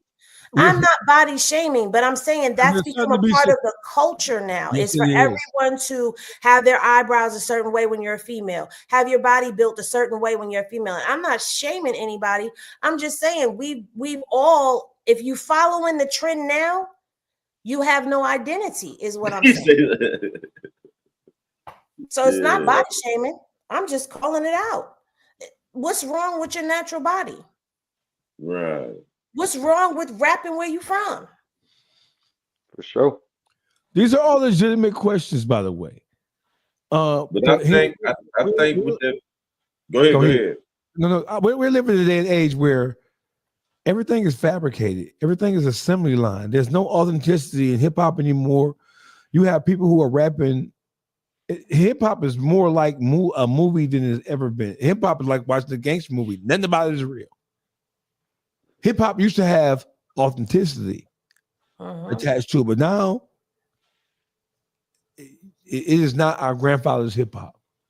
Let me tell you something. Back in the day, you couldn't get on an album and rap that gangster shit and not have your gangster tested. You had to literally be about what you was talking about or come from what you said you came from. Now people can steal somebody else's identity, and that's who they are, and that's fine with everybody. Well, no, what's selling now is you got to kill somebody for real. You know what I'm saying? So that like you just said, the drill is what's popping. Yeah. You got to kill somebody for real. But I think what's about to happen, if these mothers starting to sue, starting with Duck Mama and all them, they talking about suing Dirk and all them and suing the companies. When them mothers start coming together suing them companies, we go get real. We go have to bring authenticity back to the music again. You gonna be able to hear where each other from again. You know what I'm saying? Because it ain't gonna be about who you killed and you killing people. Because that's what's selling now, murder. Point blank. And You know it's a shame because what happened to people who were good with metaphors, the storytellers, people who could sit and rap and tell you a story and you actually visualize the whole story. Yeah. Like, you know, we don't have that anymore. They don't teach us anything anymore. Like back in the day, you had those who were like considered to be rappers. You had people that were activists as rappers. Like you had everything. We were alert back in the day. Now everybody is dumbed down, drugged up, and oversexed. Our music was the message in it. You feel me? There's hidden messages in it. The Atlanta's reign over the hip hop culture, did that kill hip hop? When Atlanta took over as ground zero for the capital of hip hop, did they kill hip hop? I don't think they killed hip hop. I just think hip hop became and I don't say this with any disrespect because I bumped the music. But when we started bringing in like the Uncle Luke, and you know, I love me some NWA, but you bring in the NWA, it changed it. Hey, Henny, are you trying to sneak this Uncle Luke, Henny? No, I'm not sneaking. Listen, I grew up on all of that. I was out there. I was put some respect on Uncle Luke name. I'm just saying, when you bring the over sexualization to it, it changed the way hip hop began to view women. At one point in time, hip hop respected the women. Women weren't looked at as a certain way. But once that door was open, that's all I'm saying. The door was open. Now people ran away with it. All of a sudden, women became bitches and hoes, and the clothes started getting less and less. And you see what I'm saying? That's what I'm saying. I'm not dissing nobody because that's the music of my generation. I take it that you have a problem with Sexy Red's overall thing. I don't have a problem with Sexy Red. I feel like she is just part of that. She's part of that lane of hip hop. I have a problem with it because I don't have a problem with anybody in music. I just feel like the music has been corrupted, and this is where we are. It's definitely been corrupted. That is an understatement of epic proportion. It has definitely been commercialized. Just when you say commercialized, there's nothing that has been commercialized, no matter what it is, and it hasn't gone through a corruption. Yeah, the second, the minute, the hour that we lost control of the art form called hip hop is the second that everything we watched it change right in front of our very eyes. Speaking of Sexy Red, is Sexy Red? Do you listen to Sexy Red around kids or no? No, not around my kids. Why not? Because that's not something that they subscribe to. And as a mother, I watch what I do play around them. That's right. I already have enough to contend with this world. I have one son and 3 girls. So yeah, my younger 2 are 18 and 16, and it's been a battle just trying to keep them to have a moral compass in this world. So no, I don't play them, but I do play her when I'm by myself. You grown. And that's all it is grown folk music. So she definitely represents grown folk music and contaminate the kids' brains is what I think. The message that she's saying, man, is the craziest stuff in the world, but it's definitely grown-up music. You can't take that away. So are we calling vulgar? It's beyond vulgar. Are we calling vulgar? Because Sexy Red is vulgar, and she tries her best to be as vulgar as possible. So are we saying that just in hip hop, just vulgar for the sake of being vulgar without adding any intrinsic, any artistic value? Are we calling that? Yeah. Yeah, I think so. That's what's selling though. You know what I'm saying? Exactly. Because the thing is, you know what they did? They figured out the way how to market the negativity that they were seeing on social media, getting all them views and stuff and clout. They figured out a way to sell that in the music. That's why a song right now is only a minute and a half long. You feel me? You don't get no 3-minute song through a 3 minutes and a half or a 4-minute song no more. You don't get no whole song. You know what I'm saying? You get a loop beat and some bars that's on some nonsense being said for a minute and a half. You know what I'm saying? Look at the song. This how vulgar this stuff is now, right? Salt and Pepper and MC Light both was pushing the same narrative with different words. You see what I'm saying? Especially MC Light. She had some stuff that was so out cold, but you can't even compare it to the stuff that's going on out today. And she was pushing a cold ball game. It's called taking the filter off. No filter. You feel me? That's what it is, not no filter. So I haven't slept on Scarface and Lola Brooks, but they have been overshadowed. Yeah. And even Scarlett has come out and she's dressed a little provocative here and there as well. Listen, at the end of the day, when it comes to the female, it is over sexualized, and hip hop has been weaponized against us. Something that once empowered us is now being used to disempower us. That point that you just made, it is the most that sums up the entire conversation.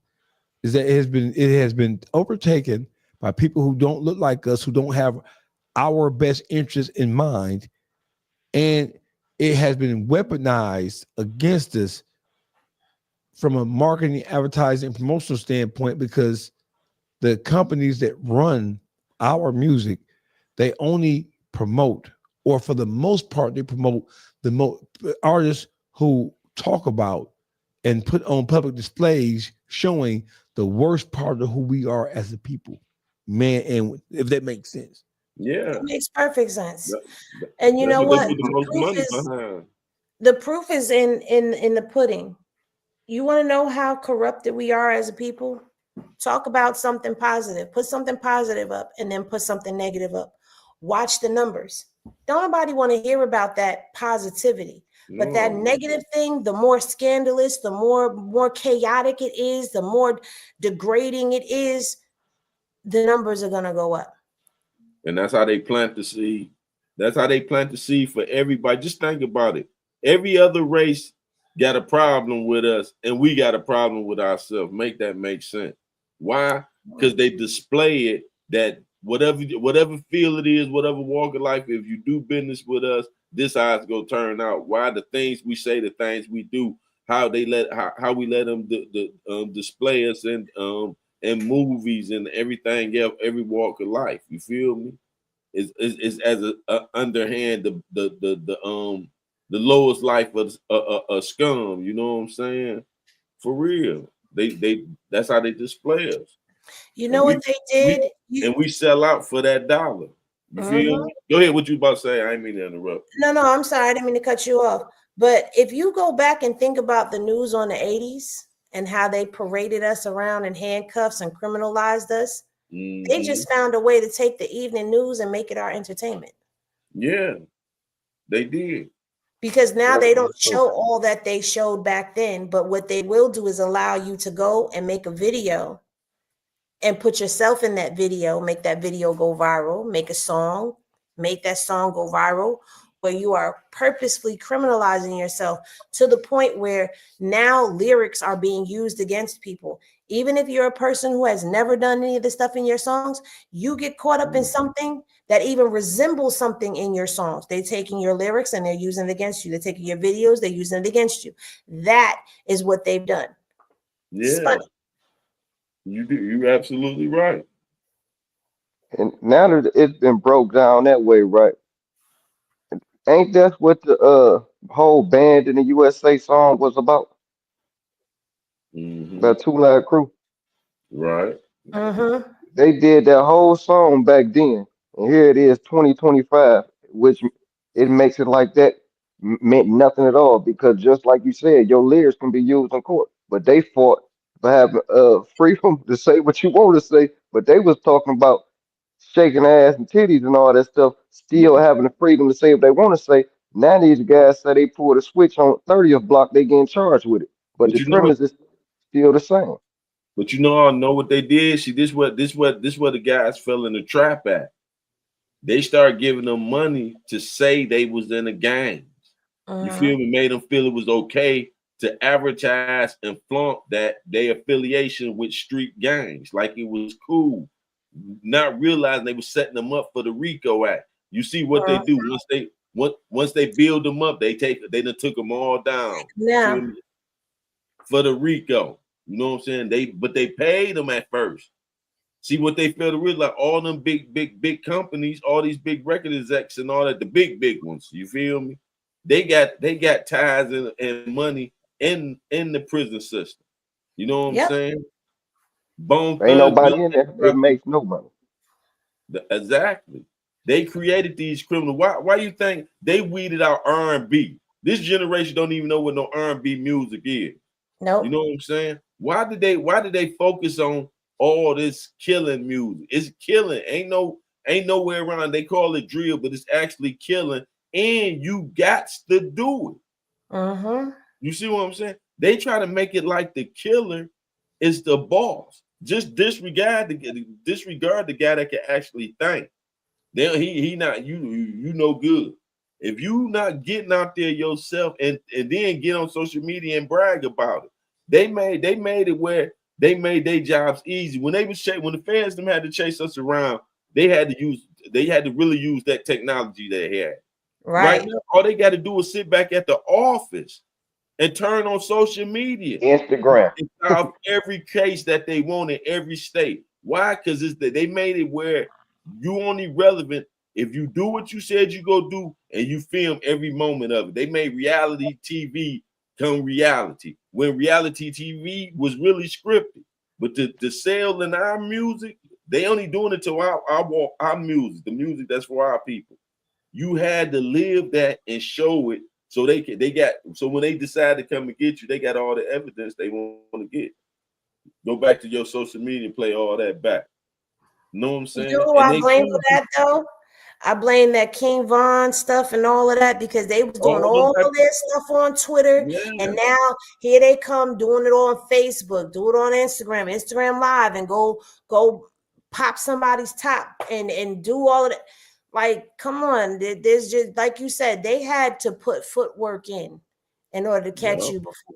Now they don't have to do a damn thing because you're gonna tell them anyway. Just watch. Just wait. Watch. Look at social media. They don't many cases on social media. That's it. They don't need I have a question. Is there anything that we can do as a people to start to turn the corner in a positive direction in terms of how we treat ourselves? Is there anything we could do that's going to make a difference, or are we doomed as a people? No, it is something we could do. See, what it go take is not us, not you or I, you know, so our generation. It go take one of the young to display that and show that that's cool now. You feel me? See, it started with the youth. Just think back to it, even before us. The Black Panthers was started by who? 16, 17-year-old Hugh P. Newton, all them boys, when they started the Black Panthers, they were 16, 17 years old. It started with the youth. See, them Jews, and I ain't gonna say the Jews, these guys in power in these higher dwellings that's over things, they figured it out. You feel me? They ain't trying to put no more Dr. Dre's them on. Like she said, they went and got the King Vons. Why? He was what popping youth in the neighborhood. So we go dress him up in some of these designer clothes and put him out on display. And this how y'all supposed to act. You know what I think so different now versus what you just said about the Black Panthers and all that? It wasn't a time back then where they were so much driven by the money. They was really driven by the cause. You see what I'm saying? Exactly. And nowadays it's gonna be a hard fight because most of the youth are driven by the money. Ain't no cause for them. But I gotta have this song, but I gotta drive that, or I gotta be wearing this. But That is that's why I was just saying, not to interrupt you, but that's why I was just saying it's gonna take one of them. You feel me? That got all that's going on. He already doing that. He living that life, and he changed. You feel me? He changed at a young age and say have a different insight and make the change cool. You feel me? One of them guys that's appearing in their level, they age group that's living that life like them, and something happened that make the change for him, and he make it known to the world that this is cool now. It ain't about chasing that dollar or nothing, or chasing clout, because they not even chasing the money. They chasing this clout on these clicks and views. You feel me? Getting their social media up. See, that's the biggest problem right there. It ain't even about the money. We was chasing the money. The things they doing ain't for the money. You feel me? It's gonna be a hard fight. It's definitely not for the money. No. Well, I feel like this. Someone from the youth will have to change the youth, but then those of us who are of the older generation, we've got to change ourselves, because we have a responsibility. We are no longer up here with the generations underneath. Like, not saying that it's a superiority thing, but it is kind of like that. Like, we're older than the generations underneath us. But instead of just influencing them, I see them influencing a lot of us with the way that we handle things, carry ourselves, conduct ourselves, the things that we do. It's like we become a level playing field with them, and it should never be like that. We have to change ourselves. Each group has to change within themselves. And I feel like as the elders to the younger generation, we have to stop entertaining what they do and stop co-signing it and start showing a different way of life as well, because we never know. There might be that one person. Like, I know for me on my platform, I have people from, I think the lowest age bracket I saw was about 15 to 65 and up. I don't know who those younger people are that are listening to me break things down and give my thoughts and opinions, critical thinking on stuff. I don't know who's watching, but it's like Tupac said, I'm not going to change the world, but I might spark the mind that does. So who knows, us being who we are and being the generation that we are, if we just keep being us and not intertwine with them and show them a different way, give them wisdom and guidance, we may just be able to influence them. But you can't expect a generation that's lost to be able to find themselves if they don't have nobody showing them the way. That's right. Real spill. Hey, listen, it's been a wonderful time talking to everybody, and I would love to have you all back, so we can go over, because now that this combination, and we're minus Boogie, and we're minus Simone, Lex Boogie, but Henny, I would love to have you back as a regular participant on the YouTube streets, because your insight, I'm actually impressed by you. I'm just gonna keep it real. That's a compliment. Thank you. I know it's a compliment. I'm impressed by your insight. Let me give your ass a compliment. Dang. I'm taking it. Don't this Yaka shit. Thank you very much. I appreciate it. Listen, Henny. So the next time we do YouTube streets, I just want to bring up and pull up the videos and bring up the clips. I want somebody else to kind of like run this shit and just let me answer questions, because I'm a big mouth motherfucker. I be having opinions too. Can we get that, Juice? Yeah, for real. Yeah, I ain't got to be no doubt. Shit. I ain't got to. I'll pull it all up. We make it happen, but we gonna do what he do, man. I love y'all. Y'all have a good night. I'm out. Thank you for having me. Hey, but let's where we go. Get your social media, Henny. Get your social media. You can follow me on IG at Hennessy Reviews. That's HENNESSAY Reviews. Same thing on YouTube. So that's about it. That's where I am. Juice? The Beat Factory 313 War Stories Podcast. I'm your host, Juice, and it's the Beat Factory 313 on all social media. And welcome, Henny. It's a pleasure, and I'm already following you, and I can't wait to do some more shows with you. Thank you. Appreciate your insight, Henny. Glad you was able to join us. Y'all can follow me at Detroit Gossip on YouTube and Instagram. All right, listen, on behalf of my dog, public figure Boogie, who wasn't able to make it, he had obligations, man. Y'all go follow public figure Boogie on Instagram and on YouTube. My name is DAWGFACE Calderon. I'm the most dangerous voice in Detroit, and I was gonna say something rude. I don't know. I wasn't raised right, bro. I need therapy, Henny. I'm fucked up. I need therapy, man. But y'all follow me on DAWGFACE TV Podcast on Instagram. My YouTube is DAWGFACE TV Podcast 2. I love y'all. We out. Peace. Peace. Peace.